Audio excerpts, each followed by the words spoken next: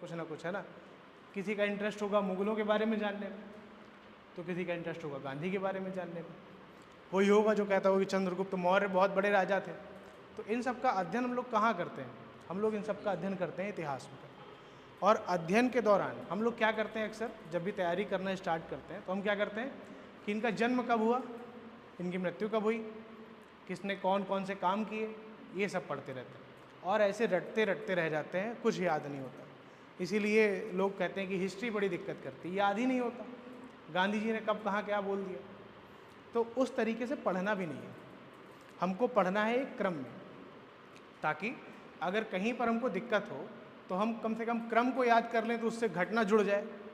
जैसे अगर मान लीजिए मैं आपसे कहूँ कि आप मुझको बताइए कि महात्मा गांधी ने कौन कौन से आंदोलन किए, किसी को पता है कुछ? महात्मा गांधी कौन थे तो पता है, कब हुआ था जन्म उनका, कोई बताए? 2 अक्टूबर, आगे 2 अक्टूबर के बाद 1859, आप बताएं। 59, सब 59 वाले कितने लोग? 1869, 2 अक्टूबर 1869। आपने तो और 10 साल घटा दी होंगी 10 साल पहले ही उनका जन्म करा दिया। खैर कोई बात नहीं। तो 2 अक्टूबर 1869 हम लोग अपनी सारी ऊर्जा कहाँ खर्च करते हैं? इस पे। जबकि ये एक बहुत साधारण सी बात है, किसी का भी जन्म हुआ फिर उसकी कब मृत्यु हो गई। अच्छा, मृत्यु कौन बताएगा महात्मा गांधी की, किसी को याद है? 1948 बढ़िया तारीख है। अभी 2 अक्टूबर को तो जन्म हुआ था ना, ये कब याद नहीं है? जनवरी का महीना, तारीख कुछ याद आया? 30 जनवरी 1948। अधिकतर लोगों को आप देखेंगे तो वो आपसे हिस्ट्री पूछेंगे भी यही कि जन्म कब हुआ था, मृत्यु कब हुई थी, पिताजी का नाम क्या था, गांव क्या था, ब्लॉक क्या था, कस्बा क्या था। अरे इससे कुछ नहीं होगा। किसी भी व्यक्ति को महान उसका जन्म और मृत्यु नहीं बनाती, किसी भी व्यक्ति को महान बनाता है उसका कर्म, उसने क्या काम किए देश के लिए। उससे महात्मा गांधी राष्ट्रपिता हो जाते हैं। नहीं तो एक साधारण व्यक्ति का भी जन्म वैसे ही हुआ था जैसे महात्मा गांधी का हुआ था, लेकिन महात्मा गांधी ने जो काम किए भारत की आज़ादी में, जो योगदान दिया, उससे वो महान हुए। कई लोग तो आजकल महात्मा गांधी के योगदान को भी नकारते हैं। गांधी कौन है ना, मिलते होंगे ऐसे लोग कि गांधी जी ने तो कुछ किया ही नहीं, ऐसी आज़ादी मिल गई। कुछ लोग कहते होंगे कि चरखे से आज़ादी नहीं मिली है, भगत सिंह से आज़ादी मिली है। अब इस तरीके की चीज़ों का अध्ययन हम लोग को करके विवाद में नहीं पढ़ना है। हम लोग को गांधी को भी पढ़ना है, भगत सिंह को भी पढ़ना है, सुभाष चंद्र बोस को भी पढ़ना है, पंडित जवाहरलाल नेहरू को भी पढ़ना है। इसी तरह जब हम मध्यकाल में आते हैं तो मध्यकाल में महाराणा प्रताप, अभी कुछ ही दिन पहले उनकी जयंती भी थी, तो उस दिन भी आप लोगों ने देखा होगा। कई बार क्या होता है कि हम जो इतिहास के चरित्र हैं, किसी एक को इतना बड़ा आदर्श बनाते हैं कि दूसरे को उसके सामने हटाना शुरू कर देते हैं। ये नहीं करना है। पढ़ने के क्रम में हमें महाराणा प्रताप को भी पढ़ना है और अकबर को भी पढ़ना है, हमें औरंगजेब को भी पढ़ना है और शिवाजी को भी पढ़ना है, हमको बाबर भी पढ़ना है, हमको तुगलक भी पढ़ना है, हमको खिलजी भी पढ़ना है। तो हमें पढ़ने के दौरान अपना दिमाग खोल के रखना है। भाई एक साधारण व्यक्ति और एक पढ़े लिखे व्यक्ति में क्या अंतर होता है? कोई बताए, साधारण व्यक्ति और पढ़े लिखे व्यक्ति में क्या अंतर होगा? शिक्षा जो होती है वो व्यक्ति को तर्क प्रदान करती है, उसके सोचने समझने की क्षमता का विकास करती है। और जो व्यक्ति सोच समझ नहीं पाता तो वो शिक्षित। मतलब ये कौन कौन से इतिहास पढ़ेंगे भारत के इतिहास में? सबसे पहले एंशिएंट का मूर्ति प्राचीन भारत का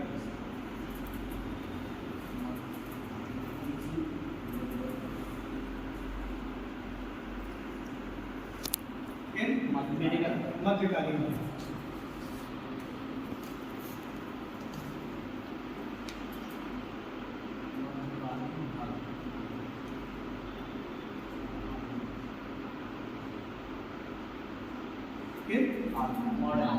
मॉडर्न यानी आधुनिक भारत।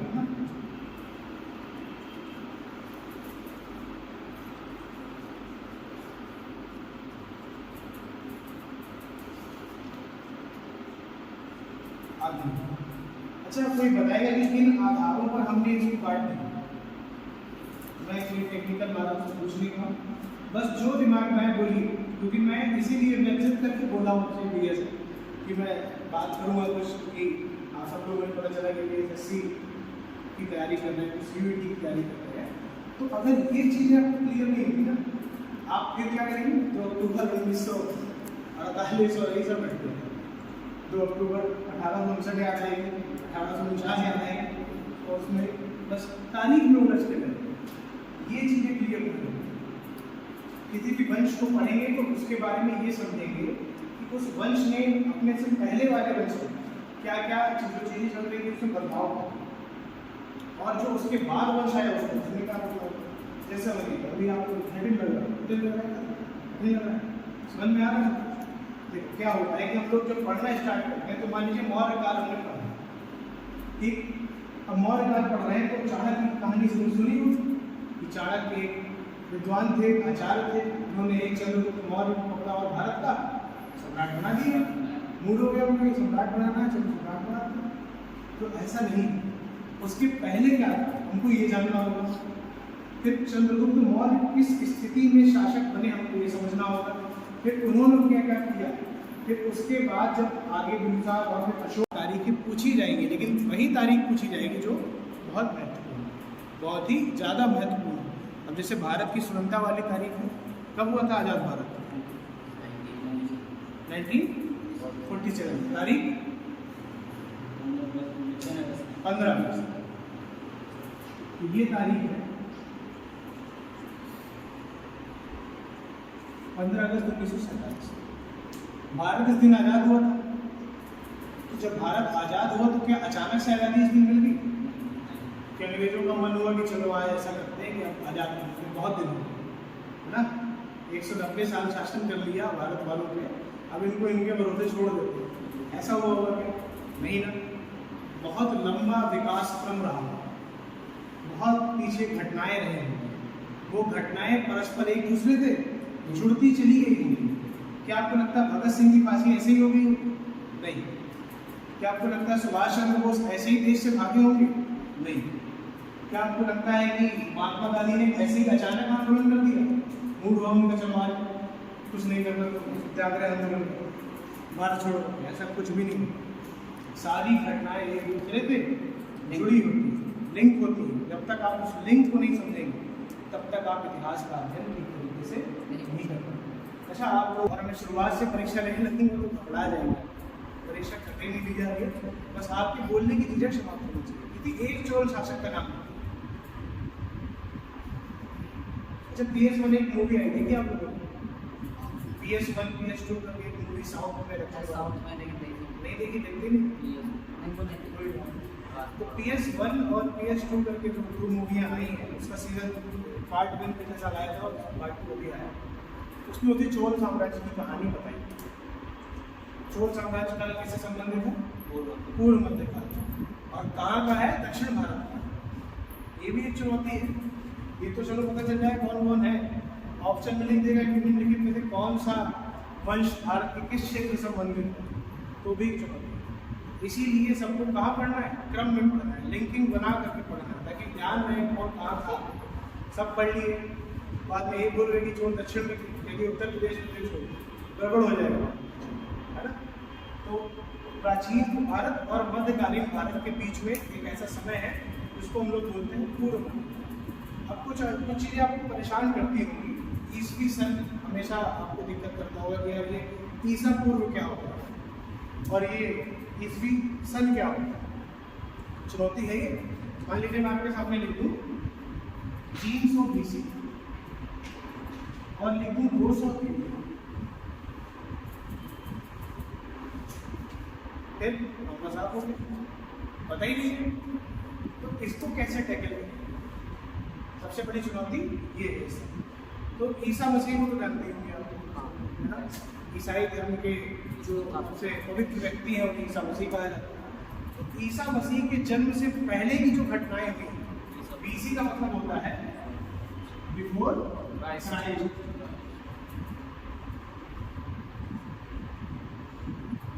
बिफोर। और एडी का मतलब होता है एनो डोमिनी। क्या मतलब होता है? एनो डोमिनी। इसको बोलते हैं हम लोग ईसा पूर्व, बिफोर क्राइस्ट बोलते हैं ईसा पूर्व। इसका साधारण सा मतलब ये कि ईसा मसीह के जन्म से। और एडी को हम लोग बोलते हैं ईसवी सन, यानी ईसा मसीह के जन्म के बाद।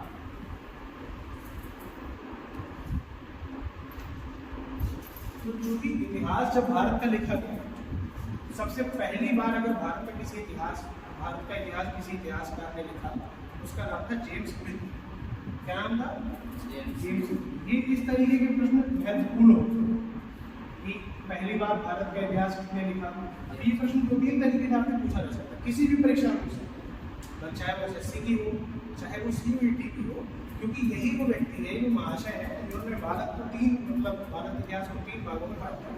आगे एक प्राचीन भारत है, एक मध्यकालीन भारत है और एक आधुनिक भारत है। समझ में आ रहा है?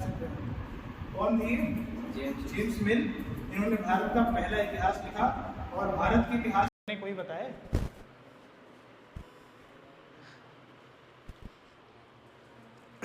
अच्छा बताओ, भारत को आज़ादी कब मिली? 1947 में। तो जाहिर सी बात है प्रधानमंत्री भी कब बनेंगे?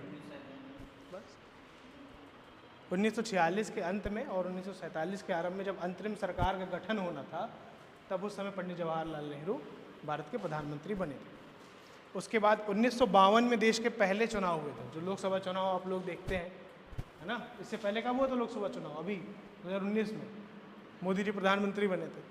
तो पहली बार ये चुनाव हुआ था 1952 में। तब भी कौन प्रधानमंत्री बन के आया था? पंडित जवाहरलाल नेहरू। फिर उसके बाद फिर चुनाव हुआ 5 साल बाद, 1957 में फिर नेहरू बन के आए, फिर 62 में फिर नेहरू बन के आए, फिर 64 में उनकी मृत्यु हो गई। उसके बाद लाल बहादुर शास्त्री बने थे। तो मैं इस पे था और मैं आपको बता रहा था कि ईसवी सन और ईसवी क्या होता है, ये आपको समझ में आ गया। अब इसके बाद मैं आपको बताता हूँ कि प्राचीन भारत का इतिहास जो होता है, उसको पढ़ने के लिए क्या क्या चीज़ें हम लोग को पढ़नी होंगी। ठीक है, सबसे पहले मैं आपको यही बता, तो लोग कहते हैं कभी पढ़ा ही नहीं सर। है पढ़ा स्कूल में? तुमने तो फ्रांस की क्रांति पढ़ी, वो भी 10th में, 9th में पढ़ी है। हैं?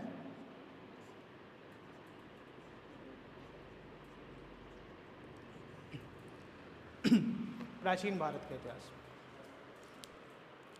हम लोग इसको स्टार्ट कहाँ से करते हैं? पुरा पाषाण युग से। बहुत बढ़िया। अच्छा, सबसे पहले मानव जो क्या पुरा पाषाण युग ना? हाँ, मैं आ रहा हूँ, बता रहा हूँ, बस घबराना नहीं है, मैं क्लियर कर दूंगा, क्या पढ़ाना है सब बता दूँगा। पुरा पाषाण युग। अच्छा, आपने बताया तो पाषाण लगा इस नाम में। पाषाण का मतलब क्या होता है? पत्थर। तो कह सकते हैं ना कि एक